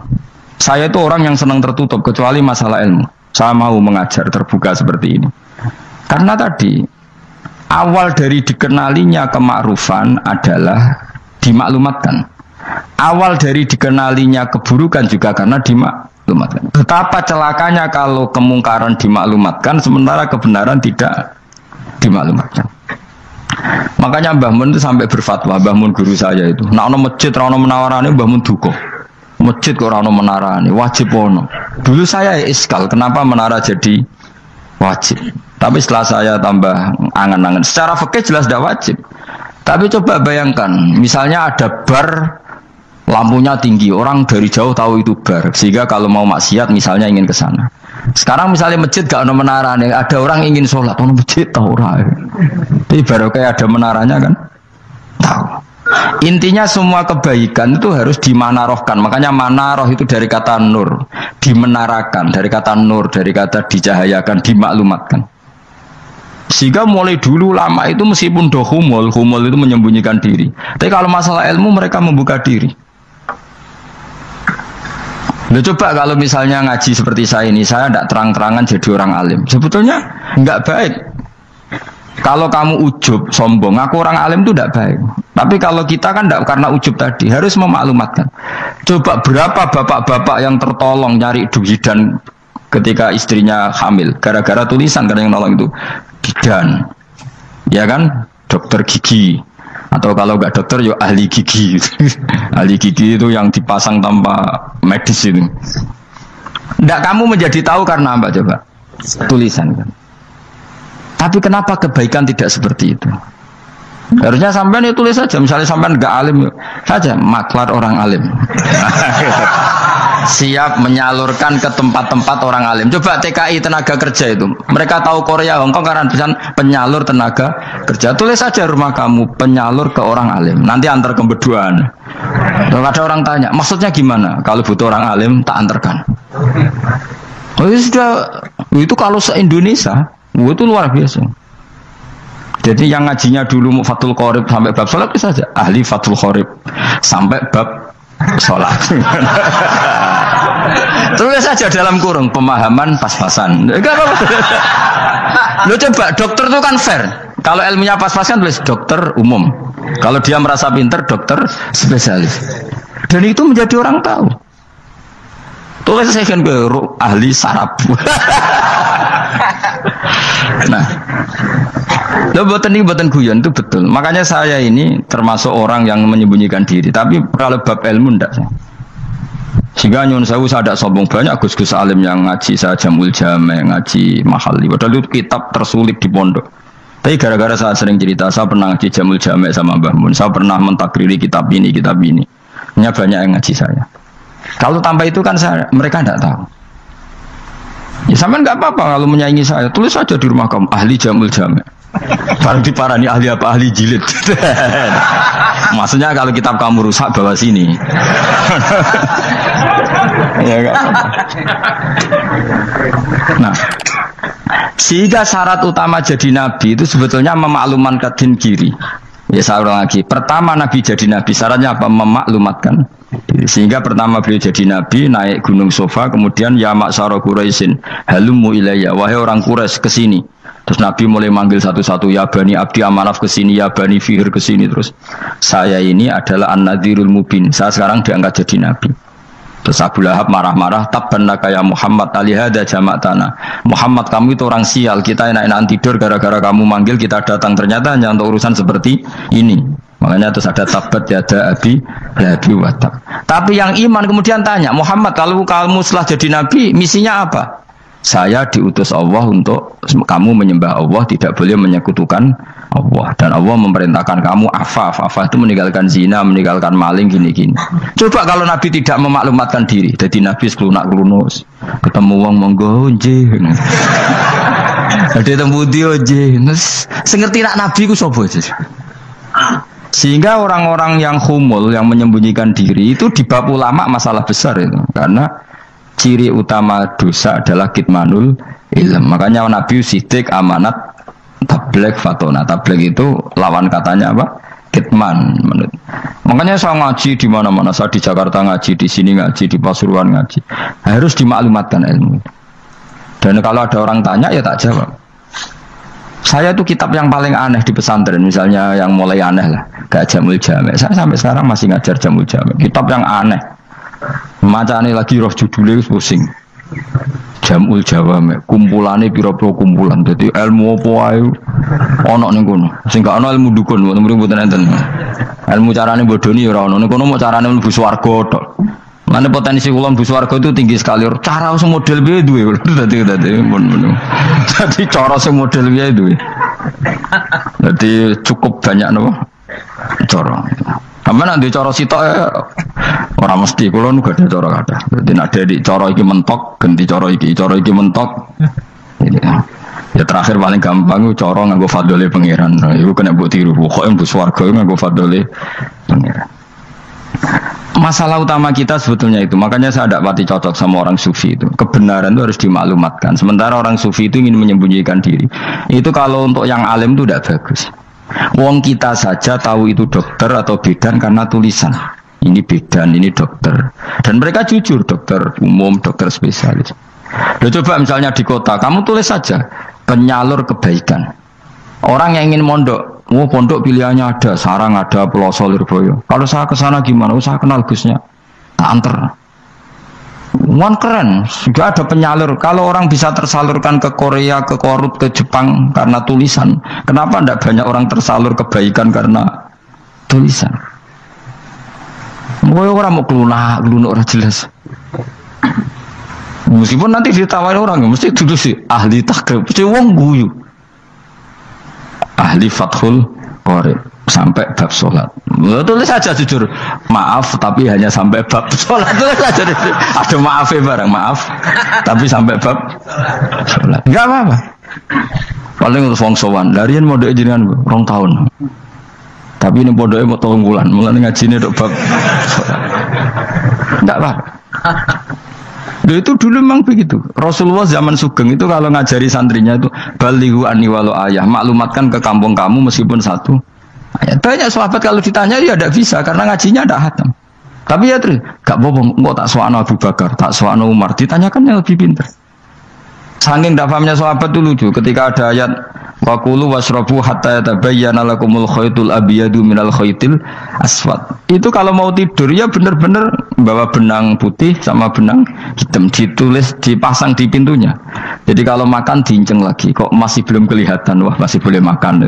Terus begitu. Kalau sudah mulai syuruk, mulai padang, wah berarti sudah imsak. Jadi karena makanlah dan minumlah sampai benang hitam terbedakan dari benang putih. Artinya kalau malam kan dulu kan nggak ada listrik, nggak ada lampu, berarti kalau benar-benar masih malam nggak terlihat, berarti masih boleh makan. Nanti terus dilihat gitu. Terus, ya sudah wakafnya di situ. Hatta yatabayyana lakumul khaytul abyadu minal khaytil aswad, wakaf dulu. Terus akhirnya Kanjeng Nabi itu piye kok umatku jadi masangi benang ini. Akhirnya Jibril teko. Ini makanya unik dalam ulumul Quran. Satu-satunya ayat yang diturunkan hanya satu kata itu ya ayat itu tok. Terus Jibril datang, Muhammad ayatnya itu kurang sitok. Minal fajr. Terus ditambahi minal fajr. Jadi minal fajr itu unik. Ada Jibril jauh-jauh dari langit. Iku mau nurun apa? Minal fajr. Makanya kalau kamu nanti dites, kalau ingin jadi dokter tafsir dites, ada satu kalimat yang diturunkan jauh-jauh Jibril ke bumi. Apa kalimat itu? Jawab baik, minal fajr. Us alim gue yakin alim. Memang ikut tak? Masa itu? Mereka gara-gara sahabat itu terus masangi apa? Benang ngincang. Minal fajr. Baru mereka tahu maksud fajar, maksud apa? Benang hitam artinya malam, benang putih artinya fajar. Sodik sudah menyingsing. Semenjak itu sudah ada benang-benangan karena jadi orang-orang ngono maksud iki kurang sithik terus turun apa? Minal fajar ya. Jadi nanti kalau sampai latihan tes jadi dokter apa? Tafsir. Ayat mana yang diturunkan hanya satu kalimat atau satu kata jawab apa? Minal fajar. Lolos langsung dokter. Pun pinter. Ya pinter ngerpek maksudnya kalau diganda. Lah nanti hubungan kita dengan Allah ya seperti itu. Sejauh mana kita memaklumatkan Allah, sejauh mana kita mengkampanyakan Allah. Saya berkali-kali bilang, saya kemarin kan di Korea itu sebetulnya saya yakin hanya doa saya. Saya sering berdoa, ya Allah, Engkau dipuji di langit dan di bumi. Lalu kalau di bumi ateis, itu caranya kayak apa? Dulu saya itu terobati karena Uni Soviet setelah persemakmuran banyak menjadi negara apa? Islam. Berarti itu bukti bahwa Allah pun dipuji di bumi Uni Soviet. Lalu yang kayak Korea kayak apa? Ternyata betul Koreanya tetap ateis gara-gara diserbu wong Indonesia. 49.000 wong Indonesia ning Korea Selatan. Iku mbok gawe sing salat separuh iku jek pira? 24, kira-kira ya selawe digawe 20.000. Wis 20.000 salat kabeh, tahlilan kabeh surwame. Lah kok sing ngritik tahlil muni sunah Rasul tok wis rame. Wis pokoke rame lah walhasil. Kita tahlilan wah itu enggak ada hadisnya. Sak apa sing penting muni hadis sing tok tahlil muni hadis ya ibadah, tahlil ya ibadah. Mbok lah soal kok bener ding totalan guri sing penting rame. Maksudnya sementing rame ngomong visi Islam. Kita Islam tahlil sitok Islam sunnah Rasul enggak masalah. Wong ape yakin bener saiki ya ora ono klarifikasi, tapi sementing kan kabeh ngomong tentang Islam. Artinya gini, Allah punya cara untuk supaya bumi Korea itu ada yang bertasbih bersujud. Mil'us samawati wa mil'ul. Allah tidak kurang cara. Golek wong kedonyan ditawarik ke sana demi uang, bareng muslim kono dielingno pangeran. Segawe masjid, kontrak masjid macam-macam, nah masjid kontrakan di Korea. Nah gini ra ono masjid. Pusing. Saya pernah ngisi di satu masjid itu, gambare pintu gerbangnya bukan salib kan. Ternyata tingkat 1 itu gereja, tingkat 2 bar, tingkat 3 masjid. Kadang ya kebalikan, masjid, bar, gereja. Satu gedung. Jadi malaikat saya tidak tahu lewatnya gimana itu. Nggak tahu itu cara lewat gimana. Karena malaikat bagian rahmat itu nggak bisa dia lewat salib. Tapi dia harus menulis ganjaran yang sholat. Nggak tahu saya lewatnya dari mana karena itu. Ya tentu dia punya cara lah. Tapi yang jelas ya agak bingung ini gimana. Itu pernah yang tingkat 2 itu bar pas aktif. Ada santri yang ya pekerja imannya pas-pasan. Kalau nanti gus badhe Jumatan, mlebu bar pas aktif. Waga wong ayu, meh wera Jumatan. Mereka mau tingkat 2 bar, tingkat 3 masjid. Itu ono khutbah yang barnya tetap main, ada bar yang masjidnya tetap khutbah. Itu masuk bar. Sudah Jumatan apa ning kene wae.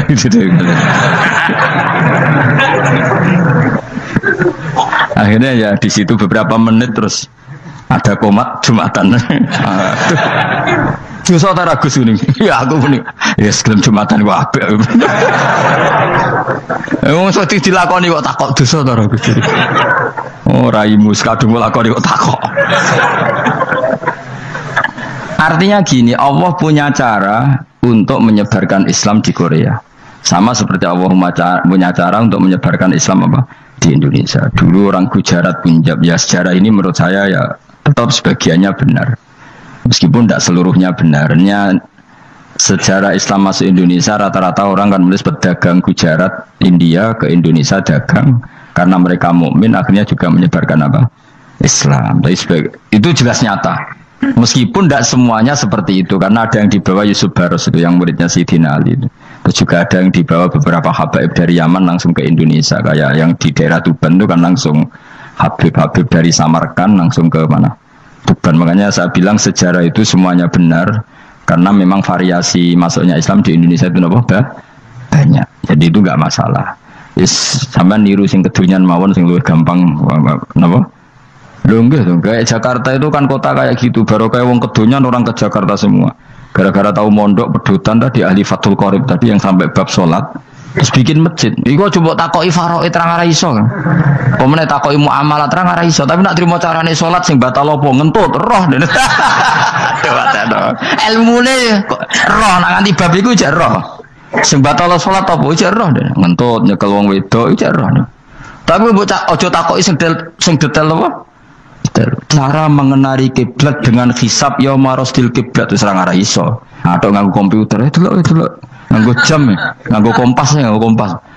Padahal ana ilmune yauma rasdil apa? Kiblat. Di bulan tertentu, hari tertentu itu nanti matahari tepat di atas Ka'bah. Ora iso nek ngono niku ora iso. Ya saya ulang lagi ya. Jadi kesalahan kita adalah kebenaran itu kita sembunyikan. Padahal awal dikenalnya Islam itu lewat i'lam, fasda bima tu'maru. Kebenaran harus dimaklumat. Tapi problemnya Islam Indonesia tuh kadang humul tuh bangga, nggak dikenal orang itu bangga gini. Oke lah, kalau yang nggak, saya sendiri ya suka humul. Sampai sekarang saya suka humul. Saya sampai sekarang nggak suka tamu. Bukan karena benci tamu, ribet. Maksud saya kalau sowan kiai ya ngaji saja, rasa sowan. Oh ribet. Ya, lucu kan, seneng Gus Bak jare wong alim. Terus senenge mau sowan tok ngaji ra gelem piye karepe. Wong kok aneh. Iku berarti kalau karo kowe seneng dokter, di konsultasi obat ra gelem tapi ngajak jagungan. Dok, jenengan tiyang pundi? Jenengan manggen dalem mriki mulai tahun pinten? Lah ya kowe takok dokter kemalan. Mesti nek kowe takok laram apa, obate apa kok malah kenalan. Pindah Jogja tahun pinten, Dok? Dan jenengan kawin mriki tahun pinten? Lha jare Gus Bae wong alim kok sowan ngono. Jenengan kelahiran tahun pinten, Gus? Zaman dinosaurus.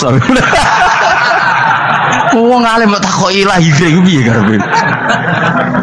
Sesuk tak gak takok pisan matiku kapan to. Coba betapa naifnya kita kalau kita suka dokter, terus kemudian kamu takok, Dok, kelahiran tahun pinten jenengan? Aneh gak?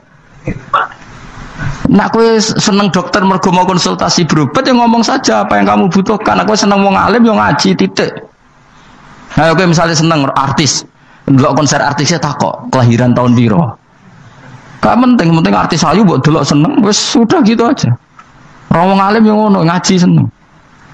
Ini kadang wong Jawa lucu, seneng wong alim sowan terus takok-takok. Mana iku dudu obat ngono, yakin.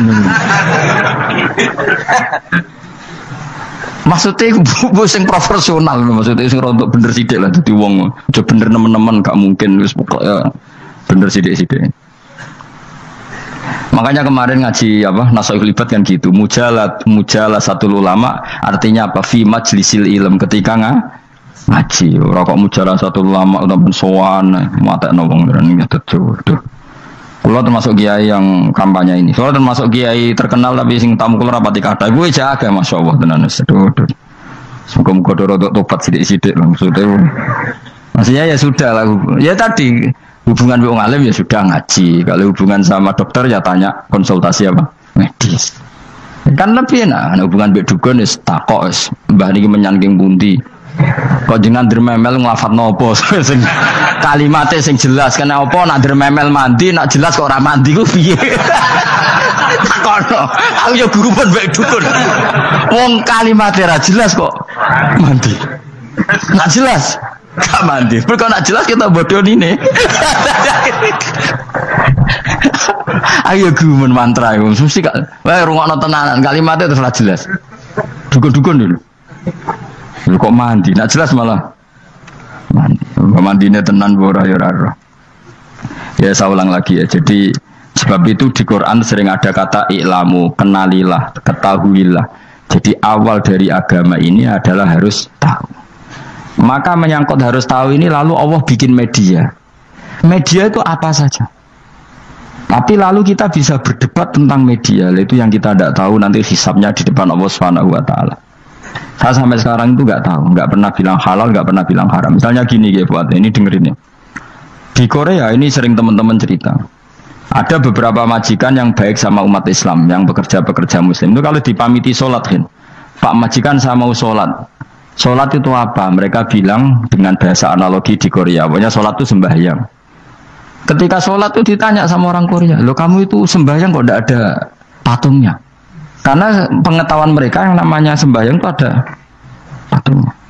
Ada yang baik, apa sekalian tak belikin patung? Jadi wong Islam pas sholat itu didelok ngarepe dhuwure kok gak ono patung. Ono sing ape sujud itu digambarno salib. Mergo dekne denger-denger kalau karena tidak tahu Islam itu apa. Sementing ada personifikasi Tuhan.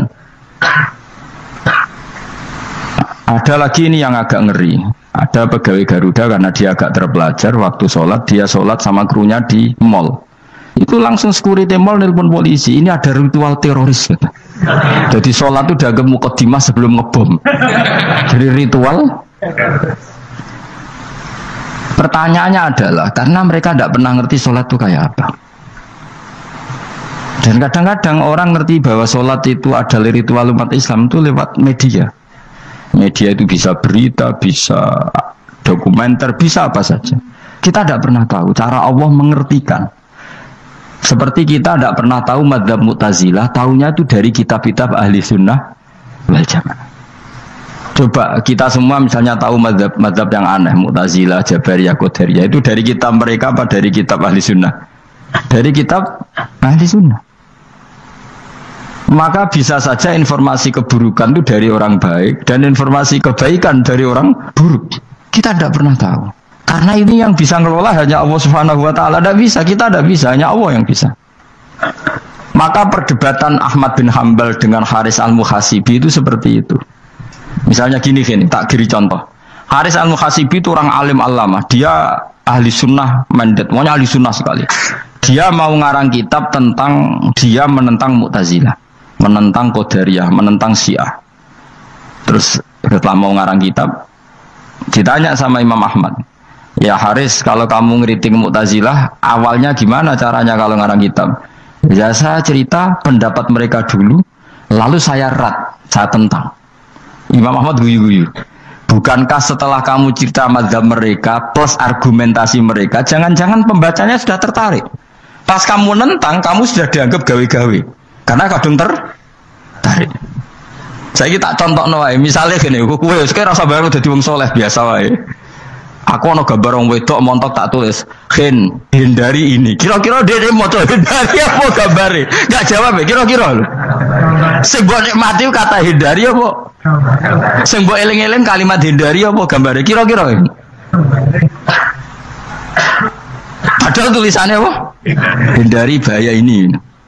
Bahaya ndi terus didelok. Terus sing dieling-eling ora hindarine tapi sama.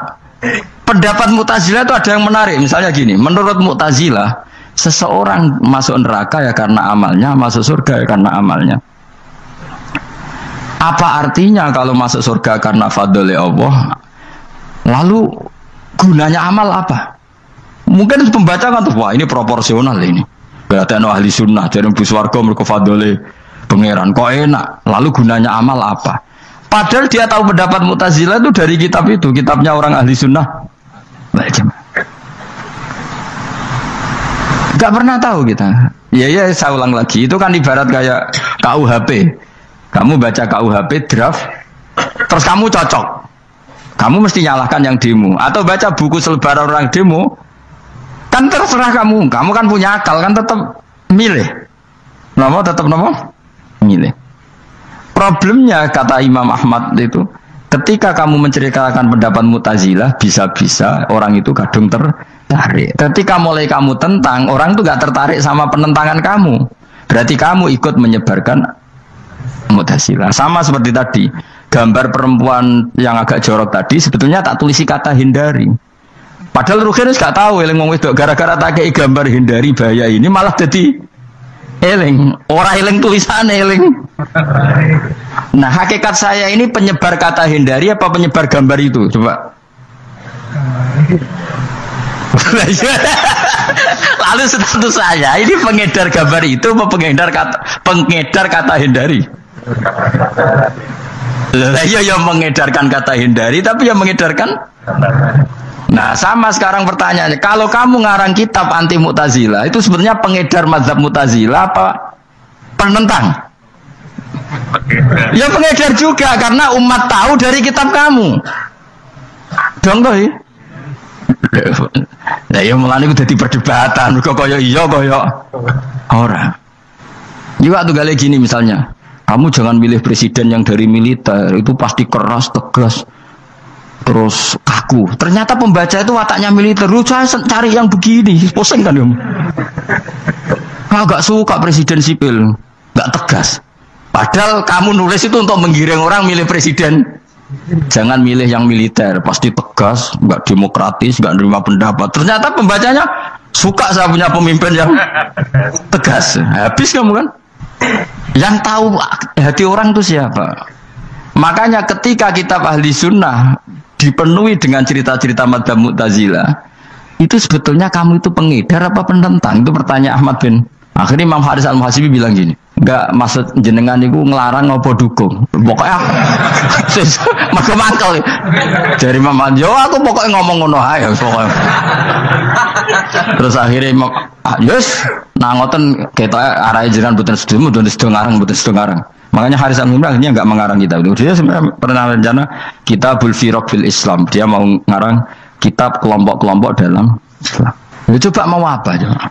Misalnya kamu bela tahlil, nasibnya juga seperti itu. Hujahnya tahlil, gini. Terus hujahnya penentang tahlil.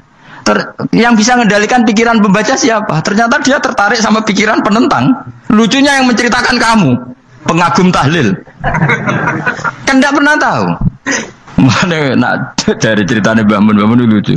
Mbah Mun itu mondok Lirboyo. Itu di Bandar Kidul akeh wong ayu. Dulu babanya Mbah Mun itu ada yang suka orang sana sampai nikah orang sana juga pulang ke sarang. Itu diantara mbah-mbahnya Mbah Mun. Suka perempuan sana terus nikah sana nggak pernah pulang ke sarang. Nah, Mbah Mun itu lahir dari adiknya, pokoknya dari keluarga, dari saudara yang nggak pernah pulang dari Bandar. Diwasiati Mun nak mondok ujuk kemantulan di Bandar Kidul. Akhirnya wong ayu. Akhirnya malah penasaran.